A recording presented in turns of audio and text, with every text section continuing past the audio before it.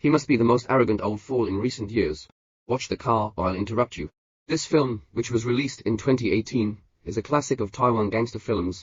Jian is the backbone of Taipei's north wide-angle head, and once laid a large area for his big brother Guidong. The only thing left in Taipei is Beacon, which stands against them. This night he received a call from fake sire Chang Wei. Chang Wei asked him to go to the city center to catch up with the past and to the opportunity to say his plans for the future. 3 years later, Chang Wei also graduated from Huawei. This is the emergence of a new force in Taipei called the Healthcare Association.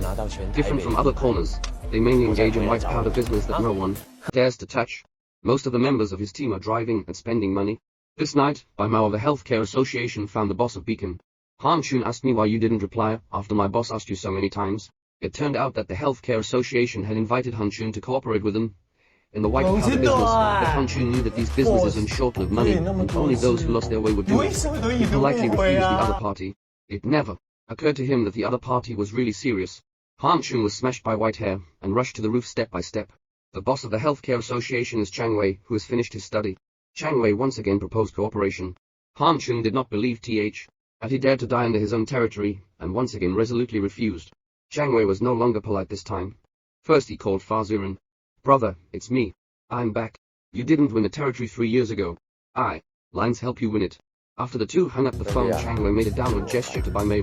As soon as the boss died, Beacon was unconsciously swallowed by bonding. The next morning, Ren learned the news of Han Chun's murder on TV. He knew it must have been Chang Wei. At Han Chun's morning hall, Chang Wei took his men to mourn. Now the boss in charge of Beacon is his puppet. After the condolence, the standing committee found a Ren and proposed to take him to make a fortune. The two gang drove to a warehouse in the suburbs. A container was full of 800 million worth of contraband, including pistols, submachine guns and white powder. Conventionally proposed to cooperate and use their territory to sell fire to themselves. They made a lot of money together, and Ren's decision was the same as Han Chun. He didn't want to make this short-lived money with a head and no tail, but refused more tactfully. Seeing that the other party was unmoved, the standing committee did not continue to say more, and proposed to take Ren to eat his favorite stewed rice when he was young. Ren's younger brother seems to be very interested in this business.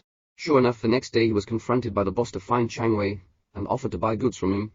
Chang Wei knew that the other party must have made decisions without authorization. He happened to have no chance to tear his face with Fa Zhao Ren. Chao's embrace undoubtedly gave him this opportunity. In this opportunity, Xiao was beaten black and blue by white hair. Chang Wei asks Ren to meet and make friends at the shrimp fishing restaurant. Ren comes with his younger brothers as scheduled. Chang Wei took advantage of this topic and took the opportunity to propose cooperation again, but Ren's attitude was the same as before. Seeing that things couldn't be talked about, Chang Wei didn't want to waste any more time. As soon as he left, the little brothers who didn't look good on both sides began to fight. The most arrogant white-haired lesson play cards according to the routine. He pulls out his pistol and wants to solve Ren. At this time, Chao rushed up and blocked the bullet for the boss. Whitehair knocked out the magazine. Chao also received the box lunch.